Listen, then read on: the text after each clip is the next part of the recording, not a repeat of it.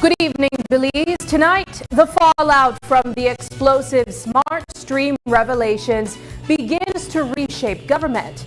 Prime Minister John Bersenio effectively sidelines Minister Oscar Mira, granting him leave from cabinet as a formal audit is launched. Our newsroom has been digging, reviewing hundreds of records. Millions of dollars flowing through more than 600 transactions appear to lead repeatedly to a single company, NP Farms, a business linked to Minister Mira's own family. Meanwhile, a major shift at the Ministry of Home Affairs. Minister Julius Espat steps into one of the most demanding posts in government at a time when violent crime is surging and the pressure is mounting for answers. And in heartbreak tonight, a young pregnant woman just moments away from welcoming new life is shot and killed in broad daylight near Hattieville. Plus, what began as a late-night gathering in Lemonal village quickly spiraled out of control, leaving both a police officer and a BDF soldier hospitalized after violence erupted. These stories and much more are coming up in 60 seconds. Stay with us. News 5 starts now.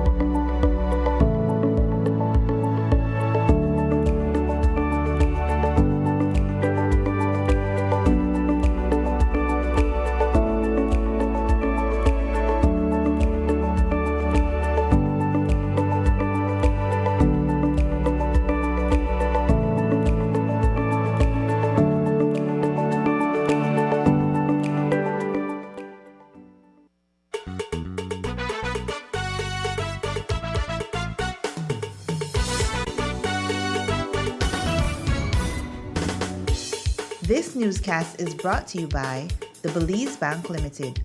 Our country, your bank. Good evening and welcome to News 5 Live for Monday, June 22nd. I am Sabrina Daly. The fallout from the Smart Stream revelations is already restructuring government. Prime Minister John Bersenio has effectively sidelined Minister Oscar Mira, granting him leave from cabinet while a formal audit gets underway into procurement practices linked to his time at the Ministry of Defense. At the same time, the Prime Minister moved quickly to plug the gap, appointing Minister Julius Espat to take over Home Affairs on an interim basis. This isn't happening in a vacuum.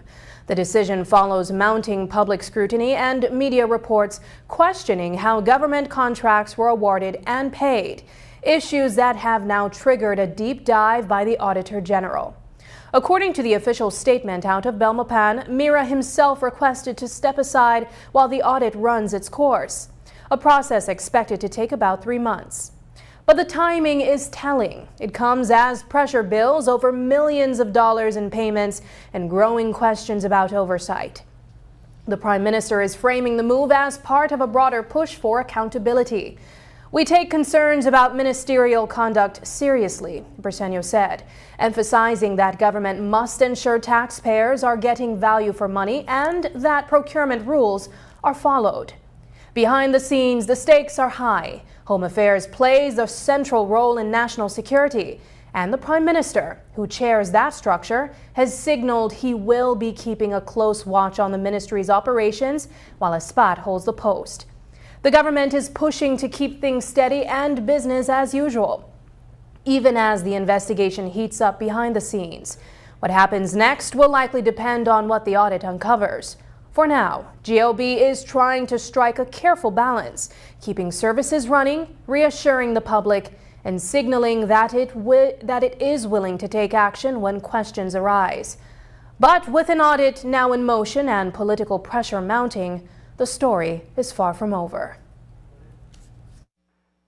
Well, what happened over the weekend, Minister Mira called me that he was recommending that he's prepared to step aside to give the Auditor General and the opportunity to do the audit at the Ministry of Defense. And he feels that it would be best if he were to step out of cabinet so that there can be no illusion or issue of him trying to interfere or trying to manage what is happening. And so he felt that, by doing this, he thinks that that would be in the best interest, him as a minister and a representative, and also in the best interest of cabinet and also the country.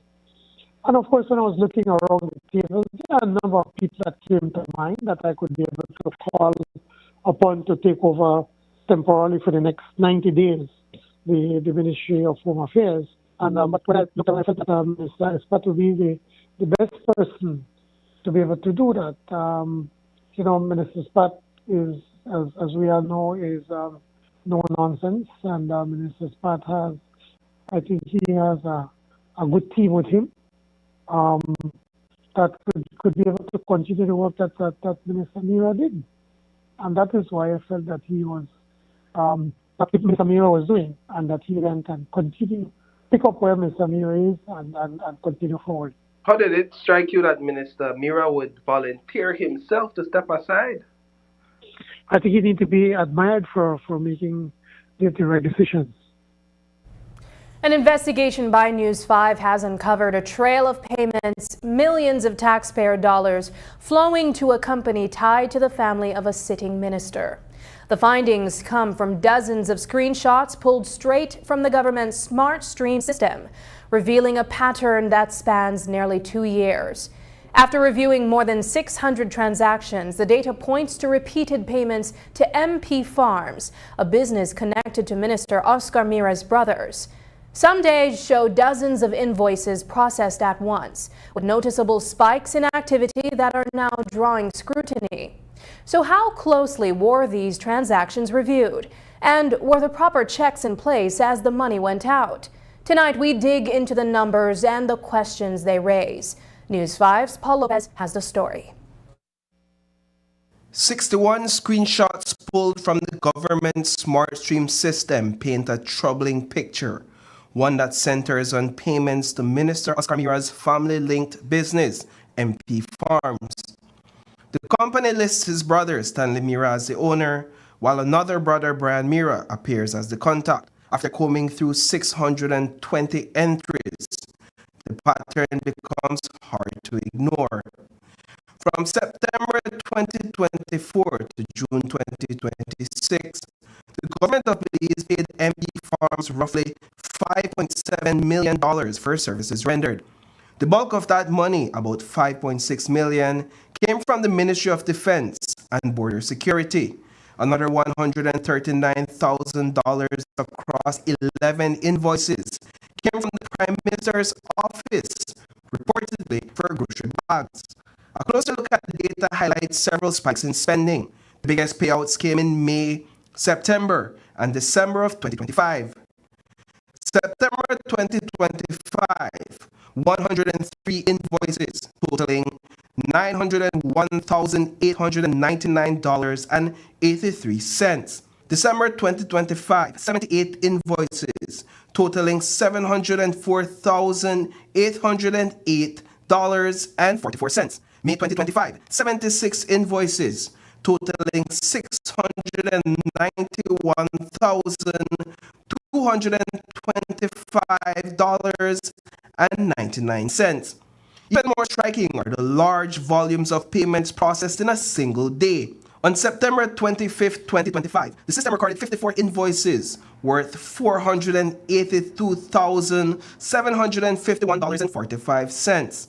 On December 1st, 2025, there were 49 invoices totaling $446,661.36. And on May 30th, 2025, 46 invoices added up to $418,836.84. That raises a question. Did financial officers or CEOs actually review dozens of invoices in a single day? Or were these payments simply approved in bulk? Add those 3 days together, and the government paid MP Farms more than $1.4 million. Some transactions stand out even more. One invoice dated December 3rd, 2024 shows a payment of $152,834.28. That exact amount appears again paid to MP Farms through SmartStream on January 16th, 2025. The broader trend is revealing. Between September and December 2024, the government paid MP Farms $461,968.61. That figure surged dramatically in 2025, reaching nearly $4 million for the year. So far in 2026, payments have already climbed to around $1.3 million. Breaking it down further, the third and fourth quarters of 2025 alone accounted for more than $1.7 million in payouts, the highest concentration over the period analyzed. Then there's how the payments were structured. Of the total invoices, 600 were under $10,000, staying below the threshold that would trigger additional scrutiny from the Ministry of Finance or require a formal tendering process. 13 exceeded $10,000, while 7 were marked as cancelled. Taken together, the data doesn't just show how much was paid. It raises questions about how these payments were approved, processed, and monitored. Reporting for News 5, I am Paul Lopez. As new SmartStream records surface showing nearly $6 million paid to MP Farms over just 2 years, we asked Prime Minister John Bersenio for his reaction. How does he respond to mounting concerns over these transactions, and what does it mean for public trust? Here's how that exchange unfolded. How does it strike you when you see close to $6 million to the company of the family members of a sitting minister within the span of 2 years?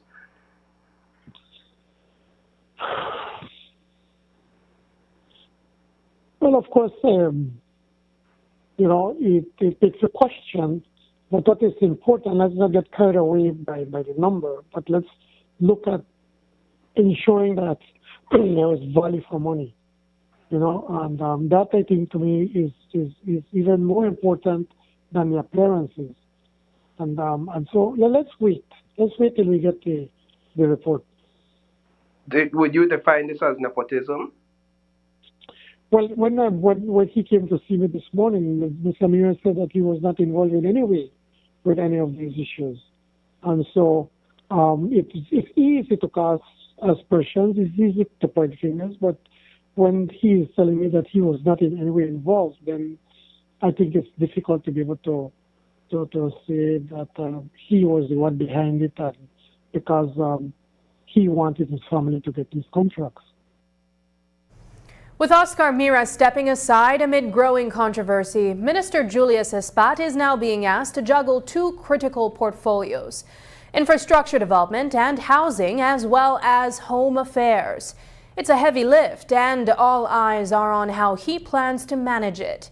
But before getting into the challenge ahead, we asked Espat to weigh in on the situation surrounding his colleague's exit and what it means for the government moving forward. Here's how he responded. I don't think it's a downfall. We have, as I told you in the last interview, nobody has the details as yet. He's been under sustained onslaught, no doubt. How he recovers from that, how he handles it, is yet to come. But he's a smart man, and I wish him all the best, and I hope that he does. I don't know the details, so I don't know to what level it's true. I don't know I don't know. So it's only him, only he can make that decision. We are all different, we all handle situations differently, and so we have to respect that person's decision. And then when it comes to you or to me, then we'll have to make that decision independently. No, I have one philosophy: I don't emulate anybody else, and so you have to handle it with your own style and what makes you comfortable and what makes your family comfortable.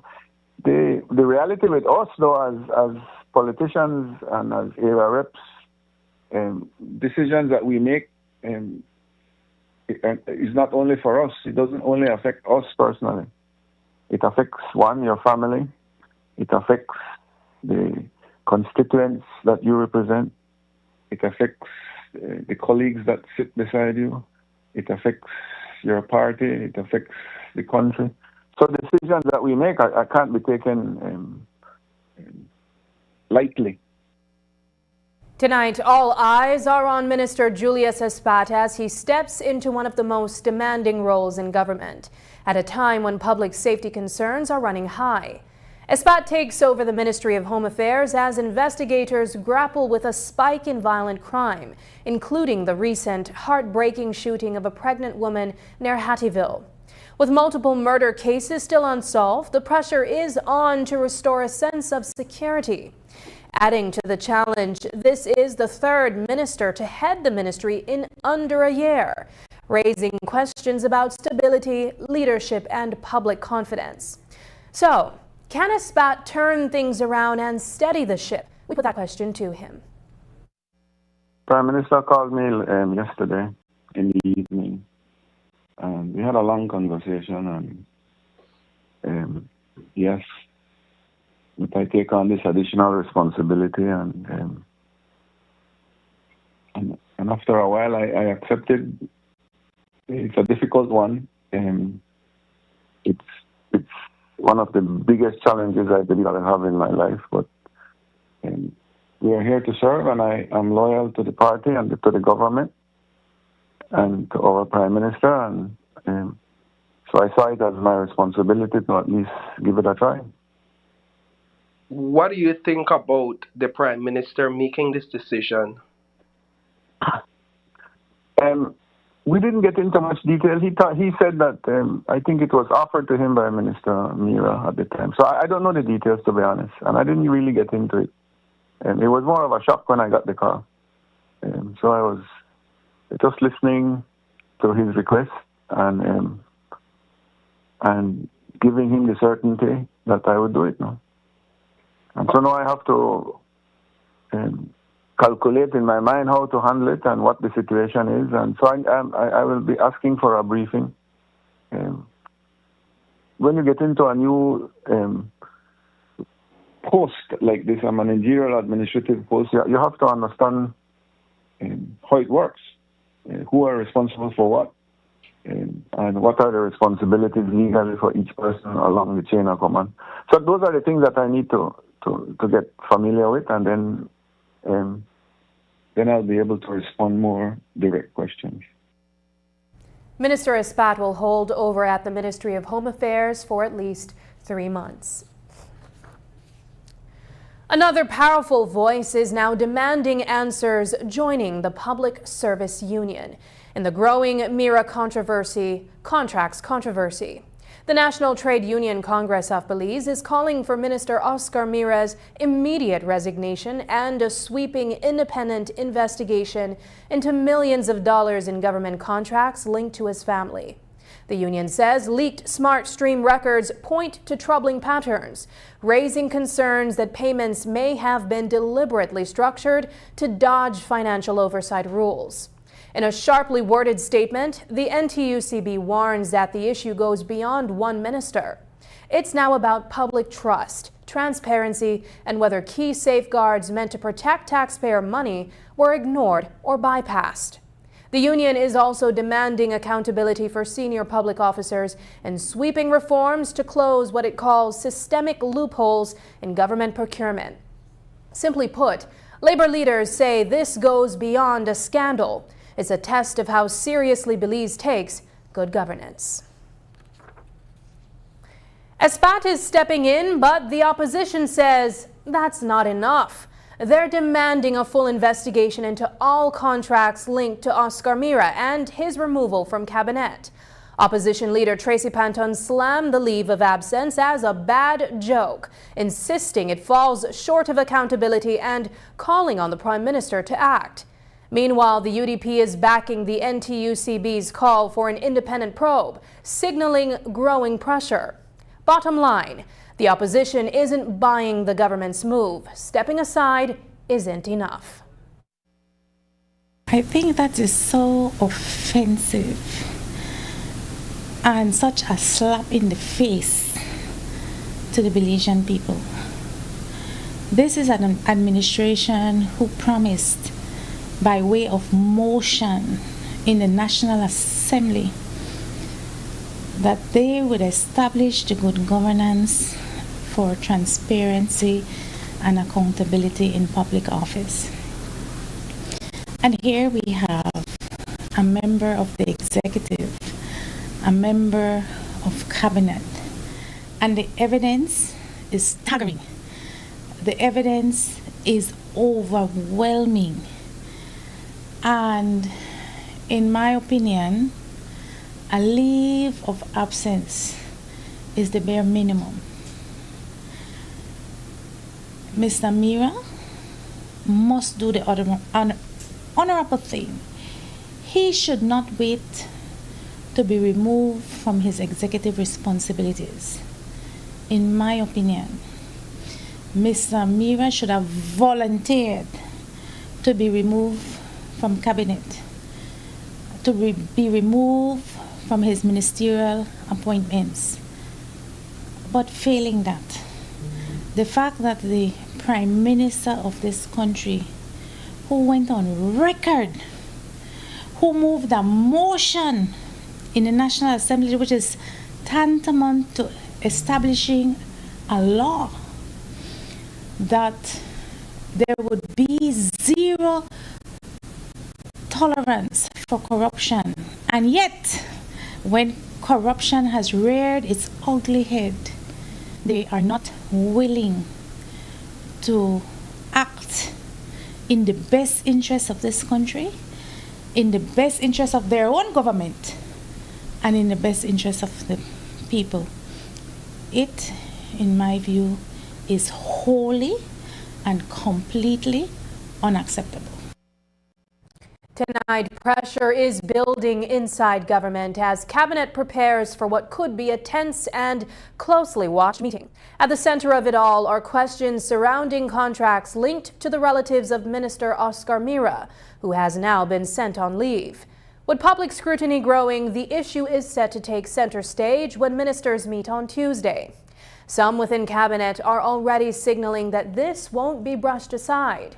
Julius Espat has made it clear he's pushing for answers, while Minister Anthony Mahler says his ministry follows strict procurement rules and confirms the controversy is firmly on the agenda. Thankfully, I'll speak about my ministry. I have a very competent, able, willing CEO with impeccable integrity who does that for me. I don't get into that. The government system is too lumbering for my patience, and so she deals with all of that. But we'll have that discussion in committee tomorrow, I believe, and so I've been away for a week and a half or so, and so we'll see where that goes. The Ministry of Home Affairs has since been handed over to Espat following Mira's removal. Coming up, a young mother-to-be gunned down, Jane Urbina and her unborn child killed in a brutal attack that's shaken the nation. Now investigators race to answer the question, why was she targeted?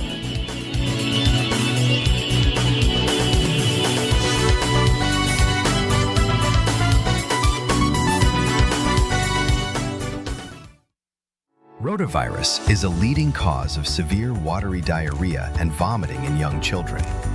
It can lead to dangerous dehydration and hospital visits. The good news? The rotavirus vaccine is now available countrywide. It is given in drops at 2, 4, and 6 months of age. Protect your child. Visit your nearest health clinic today.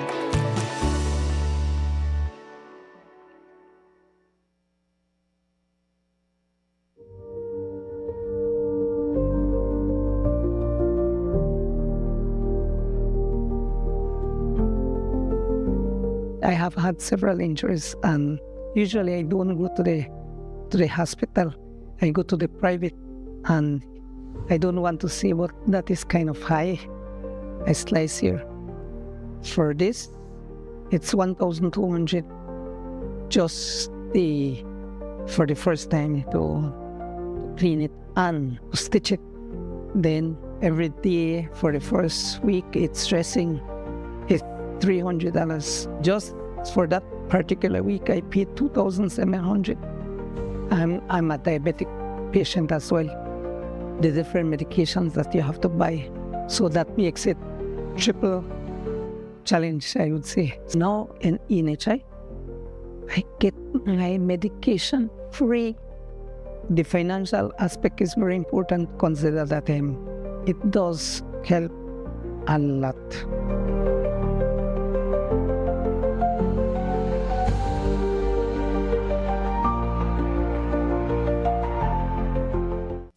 Money travels fast, so make sure you check it before you spend it. Here are 4 easy ways to know your money is real. Look, feel, tilt, and check. Look closely at your note by holding it to the light to see the watermark and the note value. Notice how the see-through image completes itself perfectly. Feel for authenticity. Run your fingers over the raised portrait and the bars on the edges. 1 bar for the $2 and up to 6 bars for the $100. Tilt the note to see the hidden value appear. Look for the moving images on the security thread and holographic shimmer on higher denominations. Check closely. Use UV light or a magnifying glass to find hidden images and microtext. Remember, handling counterfeit money is illegal. If you spot a fake, report it to the police immediately. Look, feel, tilt, and check. Know your money. Check it before you spend it. A message from the Central Bank of Belize. The next station is not just a place, it's the vacation capital of the world.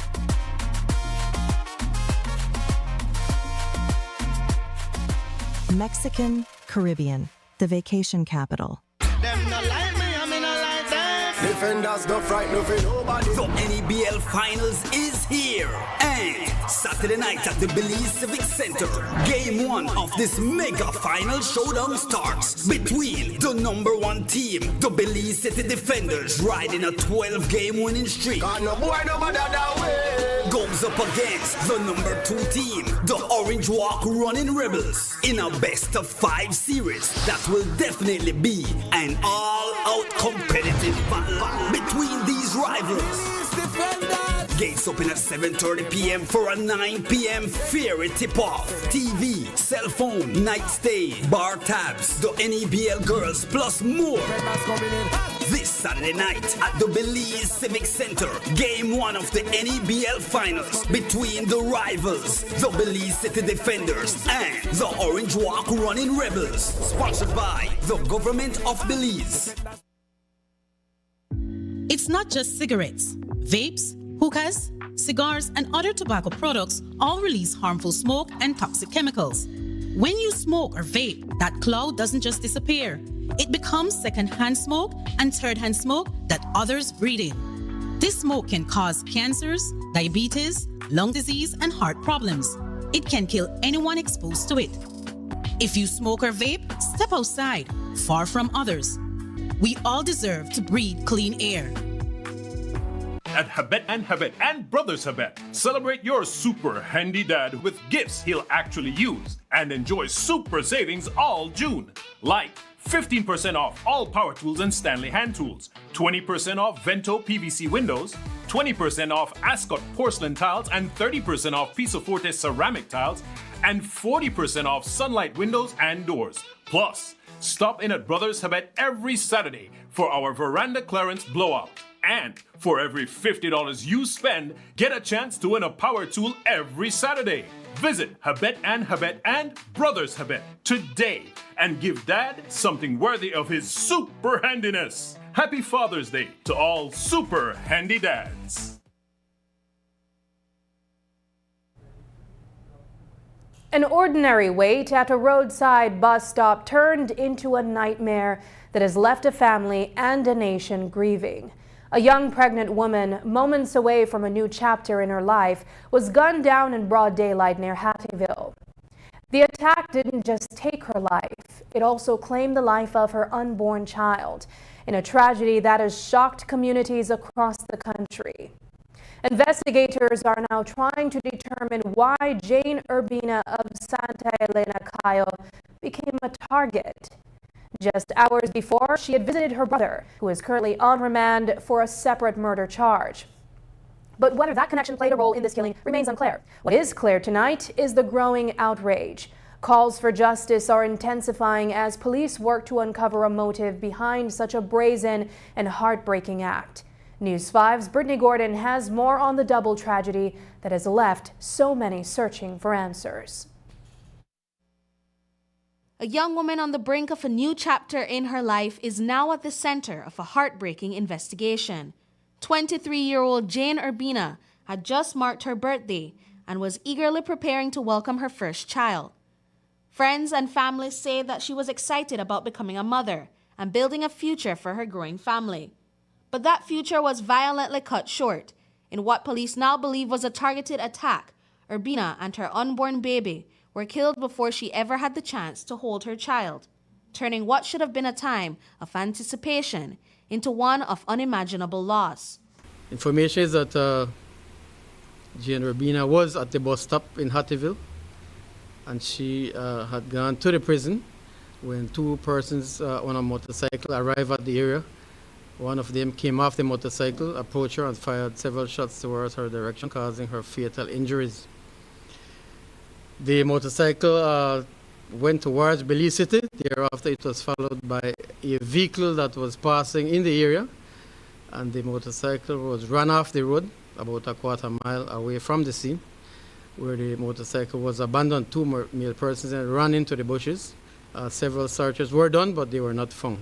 Reports are that Jane Urbina was waiting for a bus in Hattieville to take her back to her home in Santa Elena after visiting her brother, PC Lionel Urbina, at the Belize Central Prison. Lionel Urbina is currently on remand at the Belize Central Prison pending murder charges for the 2025 stabbing incident that left 19-year-old Kevin DePaz dead in Keycocker. Investigators are now looking into whether the attack was connected to the murder case against her jailed brother. Following DePaz's death, Lionel Urbina claimed that he began receiving threats, and just a few weeks later, his home in Santa Elena became the target of gunfire, and the alleged shooter, Hattieville resident Darnell Arnold, was fatally shot by Urbina during the incident. This isn't the first time that home has been visited by violence. In 2024, Urbina's grandmother, Miriam Castellanos, was stabbed to death. Now the family says Jane's killing has ripped open old wounds all over again. When they tell me that, miss, I couldn't believe. I think my auntie to be with me when they told me that they hurt my cousin. Why? When I heard Kifa, she doesn't know about nothing. She me pregnant. She me just joyful for have her kid, for know what early baby, you know. All we want, please try give us justice, at least for this, my cousin. You know why? They killed my cousin, I guess, in 2016 or 2015 or more back. Then kill my cousin. We don't have no justice, this family. The same thing with my auntie Miriam. They just kill her, cold-blooded murder, you know. My cousin mom, she just grieved last year. Now she have to grieve again for her daughter. Urbina's family is calling for increased security in the area, as the family has been living in fear for several months. She was receiving threats on her phone, but then then she don't have nothing. She innocent, so she tell the guy like, I don't have nothing to do with this. I wish the police would do justice for us, please. I don't care, you know. I just want justice. Just give me this one time, at least for this cousin, yeah. Jane Urbina was just 2 months away from welcoming her first child, a baby boy she had dreamed of for years. Her friend Whitney Hyde says she was overjoyed at the thought of becoming a mother and hadn't even gotten a chance to celebrate with a baby shower. She said if she see that and then she would believe. And then when she got pregnant, she told me, Jane, hey, Whitney, I'm pregnant. So I told her, Jane, I don't believe you because you like to play and you like to tell me things that are just to make me laugh. And then she said, no, it's true. I'm having a baby. And then she said that, no, we both are going to be mothers. Police are currently seeking 2 suspects who they believe to be from Belize City. Romero also confirmed that police will be visiting the prison to see what details can be gathered as a part of the investigation. Brittany Gordon for News 5. A late-night gathering in Lemonal Village quickly spiraled into violence, leaving both a police officer and a BDF soldier hospitalized. Investigators say what started as an argument at a repass shortly after midnight escalated into a dangerous confrontation between Police Constable Farron Mushler and Lance Corporal Alexander Reynolds. By the time it was over, Mushler had suffered multiple gunshot wounds, while Reynolds was left with a severe chop injury to the head. Now authorities are trying to piece together exactly what went wrong, and there's already confusion over a key detail: the firearm involved. Police say it was a 9mm pistol linked to Reynolds, but the BDF's internal probe points instead to a .38 revolver registered to a woman. As both men recover in hospital, investigators are working to determine how the clash turned so violent and whether criminal charges will follow. Last night around 12:30 a.m., police responded to a shooting incident in Lemonal Village. Upon arrival, they learned that a male person had been shot. He was identified as Farron Mushler, a police officer. He received several gunshot injuries. He was taken for treatment at the KHMH. Information is that Mushler was at repass along with another male person, Alexander Reynolds, a BDF soldier. When they got into an argument, the information is that Mushler chopped Reynolds to the head, and then Reynolds pulled out his firearm and shot him. They are both at the KHMH receiving treatment. They are both in stable condition. A thorough investigation will be carried out and to determine charges. Information is they were drinking at the time. It is a licensed firearm for Reynolds. Licensed personal firearm? Personal firearm, correct. And 9mm. Though there had been a prolonged violent feud between groups within the River Valley area, Romero says this latest incident is an isolated case.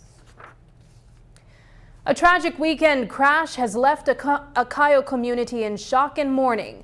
San Ignacio is grieving the loss of a familiar face, 55-year-old Aurelio Bonell, widely known as Jack Sparrow, who was killed in a head-on motorcycle collision along the Cristo Rey Road. The crash, which also left 2 others injured, stunned residents who knew him well. Now investigators are trying to figure out what led to the deadly impact as police look into the circumstances behind the collision. ACP Gilberto Romero shares what authorities have uncovered so far. On Saturday, there was a fatal RTA in the Cayo district. Police responded to an area on the Cristo Rey Road. Upon their arrival, they saw 2 motorcycles that had been damaged. Found at the scene were 3 persons, Aurelio Bonell, Kevin Miranda, and Cristale Miranda. Information is that motorcycles were traveling in the opposite direction where they collided.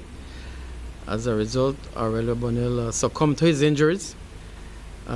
Investigation is being carried out, and thereafter will determine if any charges are to be levied. Police have formally charged the driver involved in the tragic Sartaneja traffic accident that claimed the lives of 3 men earlier this month. Amadi Gongora is facing a series of traffic-related offenses in connection with the June 8th crash that killed brothers Godwin and Ignacio Sealy, along with Israel Chacon.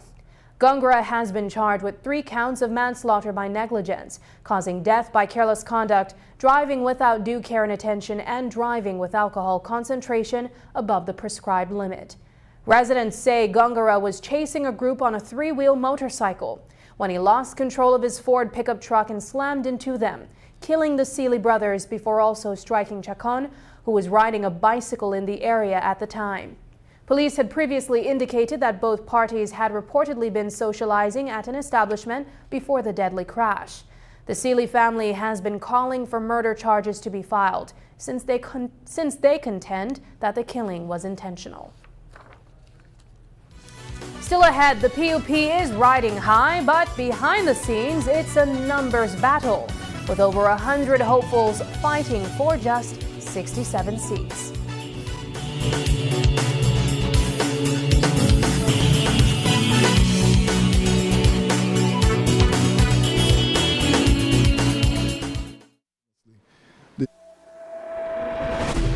How can a precision-engineered and sustainably made tire change your world? A tire that gives you strength and safety when you need it most. What we learn on the track, we innovate for the road, bringing next-level quality and reliability to every drive. At GT, we believe our tires can deeply improve the driving experience for each and every one of us, whatever our goals. Enjoy driving. GT Tire.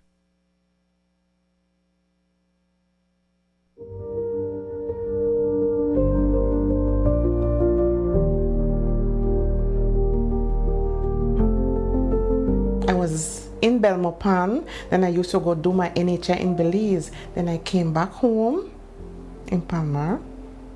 And when I found out that NHI was here, I said, right, that's the perfect thing for me. So I don't have to travel, you know? It's very affordable. That's the main point. And you don't have to wait too long. You know, sometimes you go to hospital, you have to go from the morning, whole day there. So, but you come to the NHI at your clinic, you have access for doctors, you do your blood tests, urine tests, everything. I mean, it's very, very affordable. So if they not take the opportunity, they don't want nothing. The doctors, them, the nurses, oh my, they are so, you could question them. They give you answer to everything. And well, me, I see good result. And I have no complaint with the NHI itself, no complaint.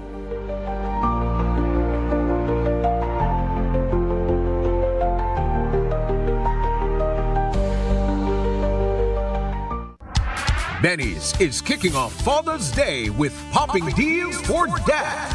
In the month of June, visit a Benny's store near you and get store-wide discounts on select items such as Milwaukee and Axie power tools, Char-Broil barbecue grills, car care products, Karcher pressure washers, Sankey smart TVs, gym equipment, and much, much more.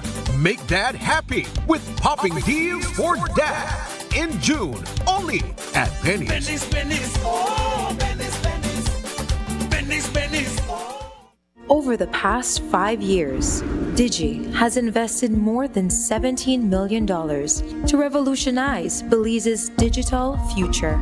Our advanced 4G LTE network and expanded fiber infrastructure have empowered vital road arteries, connected the farthest valleys and fertile farmlands, linked the bustling cities to the remote keys, and brought cutting-edge connectivity to schools, businesses, healthcare centers, and tourist destinations, fueling economic growth enhancing education, and strengthening communities across the nation.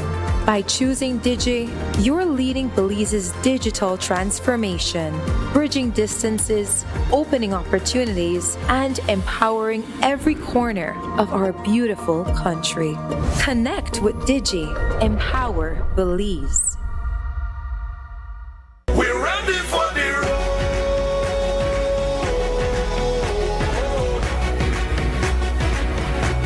We're ready for the road.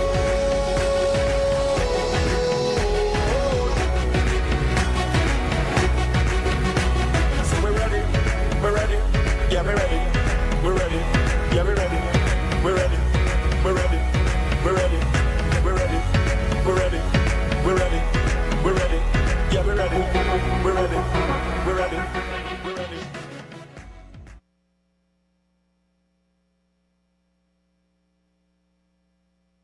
The biggest football event in the world is finally here, and Smart is giving you the chance to play and win. Before every match starts, predict who will win. The more predictions you make, the more chances you have to win. Get 1 point towards your total when you guess the winning team. Predict the exact score and earn up to 4 points. The top scorer at the conclusion of the World Cup wins the grand prize of $2,500 in cash. That's not all. Players get a chance to win weekly prizes. Plus, our quarter-final winner gets a watch party package. Play directly in the Smart app for just 50 cents per entry. Prediction starts June 1st to July 18, 2026. Don't just watch the World Cup. Play along and win with Smart. Smart, bringing people together. The PUP may be riding high in office, but internally it's facing a numbers crunch. A total of 115 hopefuls applied to run in the upcoming municipal elections, competing for just 67 seats. With the party already holding 61, the challenge now is trimming nearly 50 applicants to finalize the slate.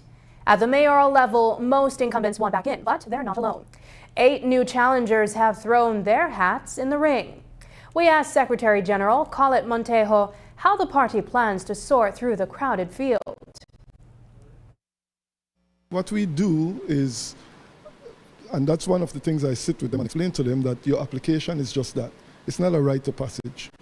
There is nothing saying that you will be even on a slate if you are going to a contested convention or if you are going to be endorsed. All right? It doesn't matter whether you're an incumbent or a new applicant. Everything has to go through the process, so there's no rite of passage. What we have is the National Campaign Committee will put in place in each caucus. We have the Northern Caucus, the Southern Caucus, the Eastern Caucus, the Western Caucus. So all 4 caucuses will be working almost simultaneously. The National Campaign Committee on Thursday, I believe, yes, on this coming Thursday, will be meeting to designate what we term as the interview or vetting committee. They will get a certain period of time. I anticipate a week and a half, 2 weeks at the most, to get their work done and report back to the National Campaign Committee so that the National Campaign Committee can then put that together and make its recommendations to the National Executive. Let's use Belize City, for example. If we have more than 11 people approved, more than 1 mayoral candidate approved by the National Executive, then we will have a contested convention. In the case of Belize City, we've already informed all applicants that we are looking at a delegate convention. All right, we anticipate that we'll have in excess of 775 delegates in Belize City that will be selecting the slate, the PUP slate for Belize City. In the case of other municipalities, it all depends on what the National Executive determines.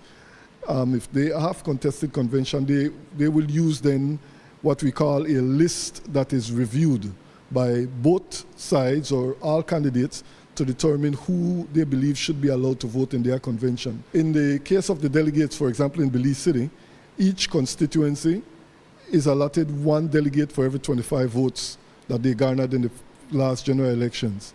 So that means that these delegates will be chosen by the executive committee. The executive committee in that local constituency is who determines who the delegates will be. Two of the closest watched conventions will be those for Belize City and Corozal Town. In Belize City, two councillors are seeking to succeed three-term Mayor Bernard Wagner, while in Corozal Town, Tea Ramirez Garcia's backed Shahari Rogers is seeking to unseat three-term Mayor Rigo Veos. News 5 has confirmed that an investigation is underway into reports of missing funds at Louisiana Government School in Orange Walk Town. Sources indicate that significant sums of money may be unaccounted for, with the alleged financial irregularities spanning several years. The exact amount involved has not yet been disclosed, but the matter has prompted intervention from the Ministry of Education. According to information received by News 5, the ministry has dispatched a financial officer and an auditor to conduct a thorough review of the school's financial records and determine the extent of any discrepancies. When contacted, a senior ministry official confirmed that concerns had been brought to the ministry's attention and that an investigation is currently in progress. Your reports are correct. The ministry did receive reports of some financial irregularities, and the ministry is investigating, the official said. Up next, Belize takes center stage, now leading the region on education and culture as it assumes the CSEC-SICA presidency.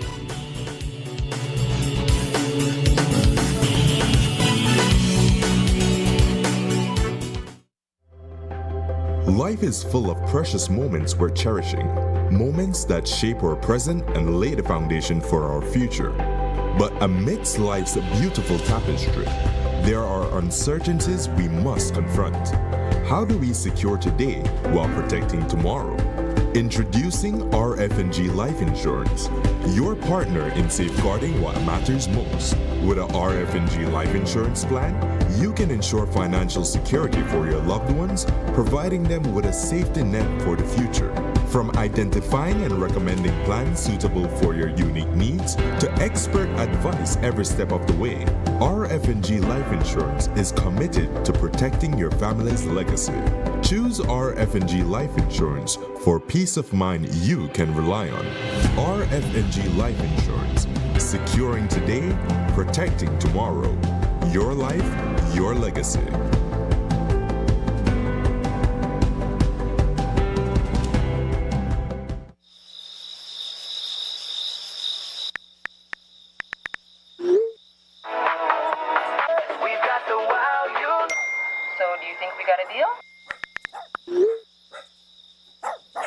No one should be up at this time.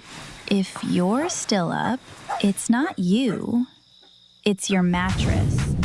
Because the right mattress changes everything. Sherwood Bedding Luxury Resort Pillow Top Mattress. Sleep better, wake better. Available at Design Depot. All in one place.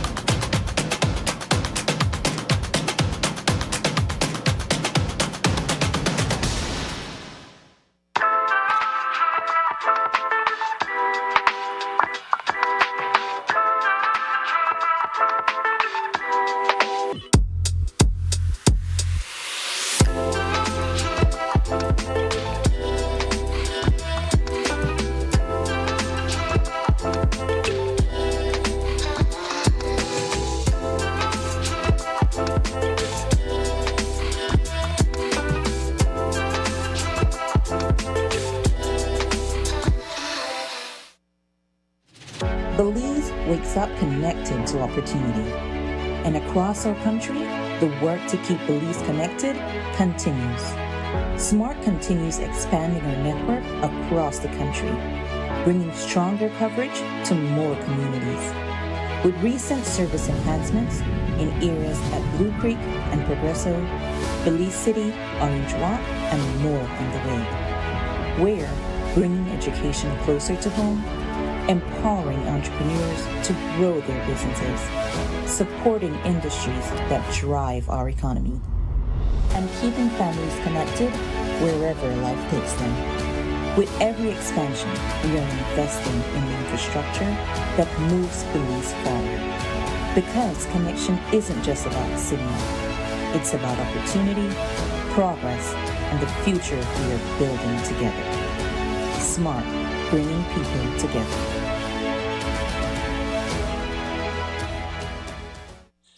Nokche Adventure Park came about from the birth of COVID. Everything was on pause for tourism, so we decided, let's do something different. We got 10 bikes, 10 ATVs, and we were just doing ATV tours. Shortly after, we were approached by the cruise lines. We agreed to work with them, and from then it just started growing. We set up the chocolate tour first, and then from there we went into the culinary experience at the different Mayan cultures. We have like the gift shop, the cooking class, the shaman, and the healing, and it just all came together. When you reach a certain point, you need investors, you need partners to come into your business. Atlantic Bank just make it easy. Even my 7-year-old could do it. Atlantic Bank, building the future together. If you're into news production, if you've got a sharp eye for what audiences care about, think quickly on your feet, and you're a strong writer, this could be your way into digital media. Greater Belize Media is looking for a digital associate. It's an entry-level, full-time position and your chance to get hands-on experience in journalism and digital storytelling. Bring the energy, the curiosity, and the willingness to learn and work flexible shifts in a fast-paced media environment. Apply now by sending your CV and cover letter to gbtv@btl.net by July 1st, 2026.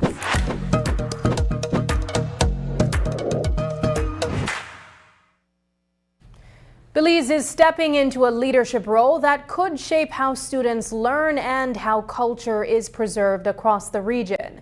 The country has just taken over the rotating presidency of SEC-SICA, putting it at the forefront of regional decisions on education and cultural development. With that comes influence and responsibility. Minister of State for Education Ramon Cervantes made it clear Belize plans to hit the ground running. Representing the country at the meeting, he laid out a people-centered agenda, one that focuses on making education accessible to every learner, boosting culture as a driver of national development, and accelerating digital transformation in schools. Cervantes pointed to ongoing local efforts, including the 501 Academy initiative, as proof that the country is already experimenting with innovative approaches to digital learning, experience it now hopes to share across the region. Now, with the presidency in hand, Belize's role shifts from participant to coordinator.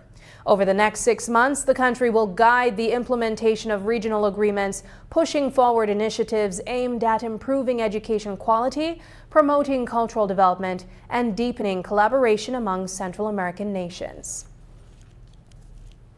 Belize's tourism industry is scrambling to stay connected after losing 2 major budget carriers, Spirit Airlines and JetBlue, within months of each other. As those exits leave fewer options on higher stakes, the pressure is on to bring in new routes, and fast. Today, Tourism Minister Anthony Mahler says talks are underway with several airlines to fill the gap. But behind the scenes, industry players are raising a tough question. Can Belize remain attractive to low-cost carriers, especially with high departure fees cutting into already thin margins? Here's what Mahler had to say. So JetBlue is one of them, and I can assure you that JetBlue wants to come back to Belize, and that they're going through their restructuring exercise as well, just like many other airlines. But we continue to work at a frenetic pace to get more airlines visit Belize, because airlift is the lifeblood in parallel with the development of the infrastructure, hotel rooms and all of that. we are not, well, Bermuda Air announced several flights into Belize. That's going to increase capacity. We have other airlines wanting to come to Belize within the next year, year and a half. And so it's a slow process at times, but we're doing our due diligence. We're knocking on doors, we're having the conversations, we're providing the necessary incentives for them to feel comfortable to come to Belize and for the route to be sustained, especially for the low-cost carriers and the ultra-low-cost carriers who operate at a thinner margin. For the legacy carriers, it is okay. But you're right,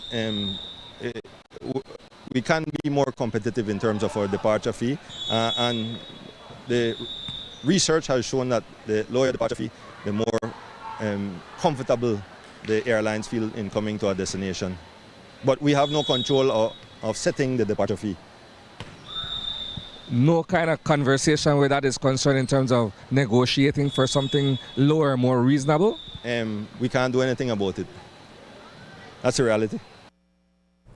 Mahler further explained that Belize is pushing its primary tourism strength, which is the strategic geographic proximity to major markets and a diverse product that offers travelers both inland and marine adventures.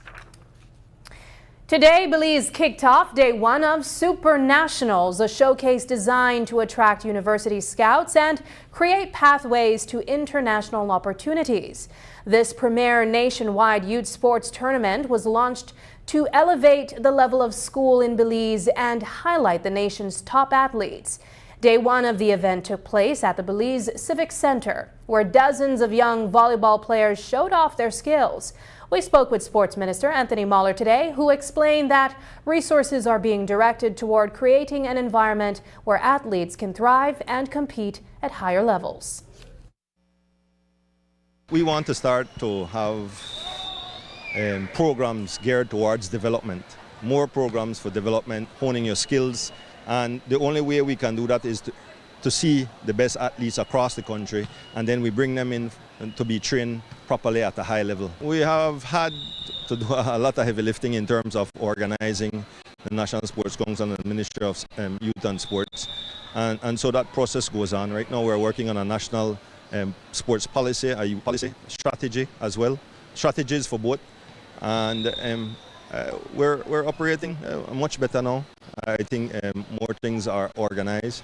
We still have a ways to go, but it doesn't happen overnight. And so we're working with the federations, we're working with the associations, we're working with the organizations that focus on youth to ensure that we have the necessary programs to help them develop, whether it's sports or youth.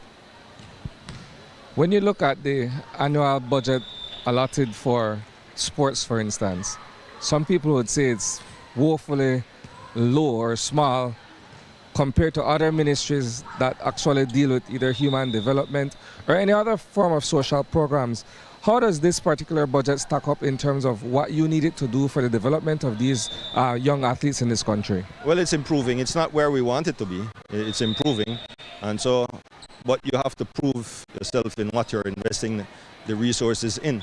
And so we're fixing up the facilities, we're having these types of programs, we're working with the federations, we're working with the Olympic Committee to ensure that we can compete rather than just participate in international meets or regional meets. And especially here at home, providing an environment where these young people can engage in something positive. The event is split into two phases, with primary schools taking place on June 22nd and 23rd, while the high school level spans from June 29th to July 3rd. Up next, a review of the weekend of sports with Paul Lopez.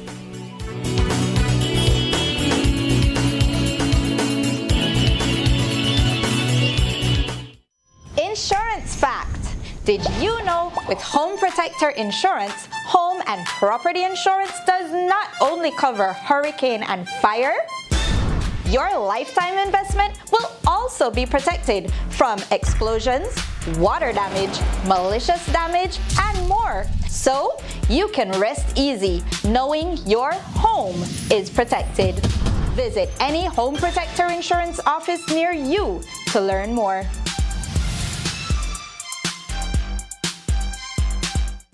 In Belize, change is taking shape every day. It all starts with Game Changers. Investing in modern transport, better health infrastructure, renewable power for all, digital transformation, and more opportunities for a brighter future, the European Union's Global Gateway Initiative is unlocking new potential. Game Changers are bringing this to life. Game Changers, empowering the future. Follow the EU in Belize to meet the Game Changers. The biggest football event in the world is finally here, and Smart is giving you the chance to play and win. Before every match starts, predict who will win. The more predictions you make, the more chances you have to win. Get 1 point towards your total when you guess the winning team. Predict the exact score and earn up to 4 points. The top scorer at the conclusion of the World Cup wins the grand prize of $2,500 in cash. That's not all. Players get a chance to win weekly prizes. Plus, our quarter-final winner gets a watch party package. Play directly in the Smart app for just 50 cents per entry. Prediction starts June 1st to July 18, 2026. Don't just watch the World Cup. Play along and win with Smart. Smart, bringing people together.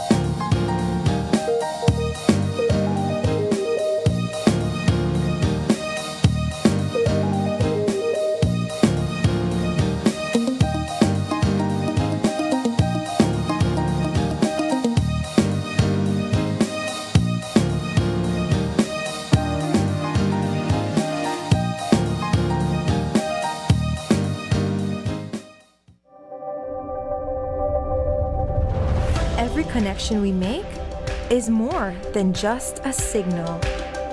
It's a student unlocking a future through digital education. A young mind daring to dream bigger. Our culture shared with the world in real time. And everyday heroes answering the call of civic duty. When we connect with Digi, we empower Belize.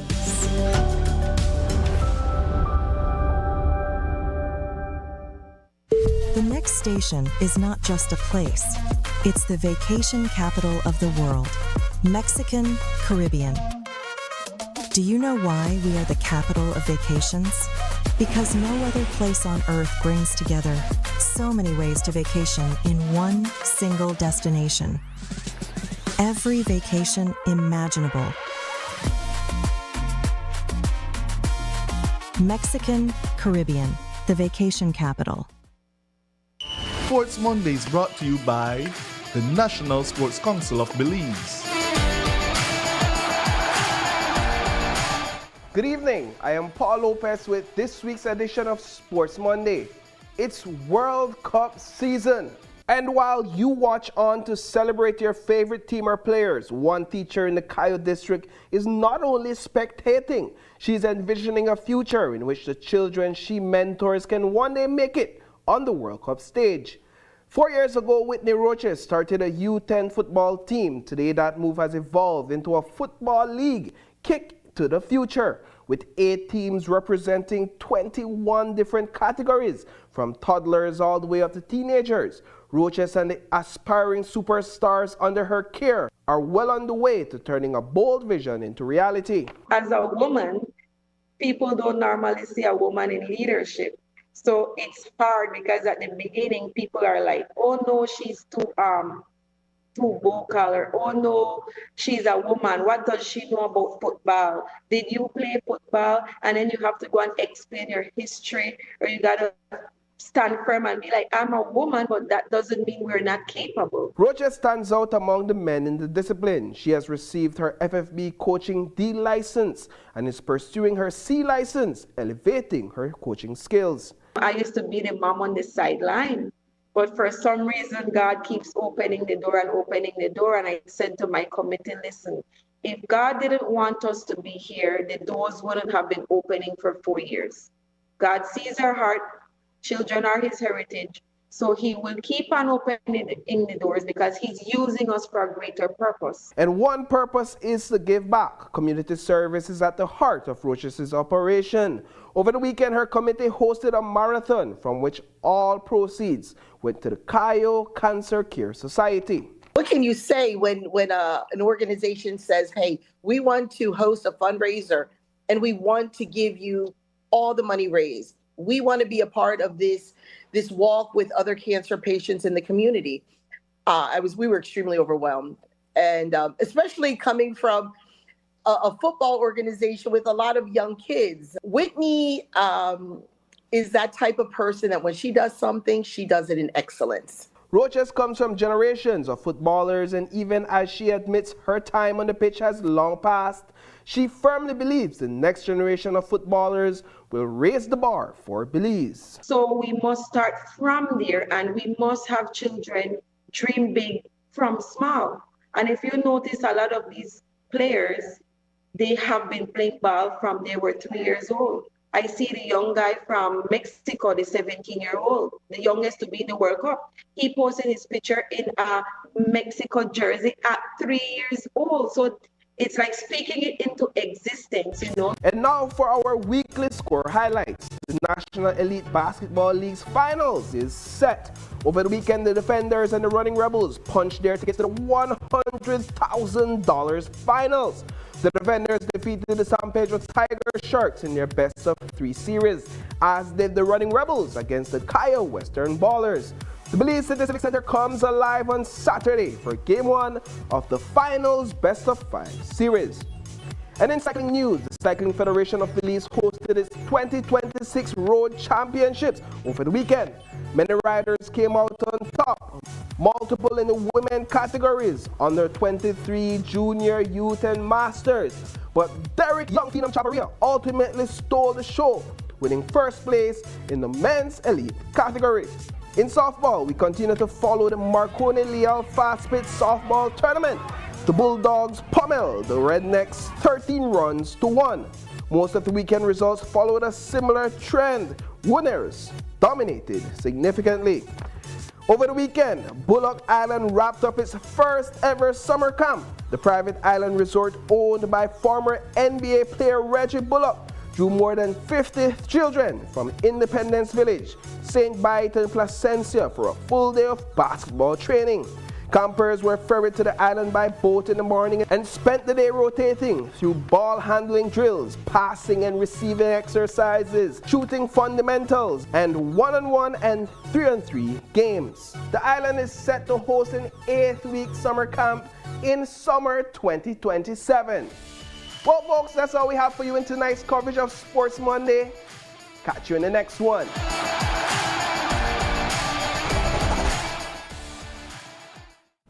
Before we leave you, here's tonight's viewer's voice. On our first story, PM benches Mira, orders audit amid mounting payment questions. Roberto Guzman commented, "It's not enough. Belizeans demand a deep investigation. This is our hard-working tax money we provide to the government. We demand accountable results." Turning to opposition leader calls leave of absence a joke. Andrew Baird shared, This is just a way to quiet noise with a hope that the leaking of documents will stop and things will calm down, like the Budna kidnapping. And finally, on pregnant woman and unborn child gunned down after prison visit, regular Belizean shared, "Where is the special envoy for women and children when you need them?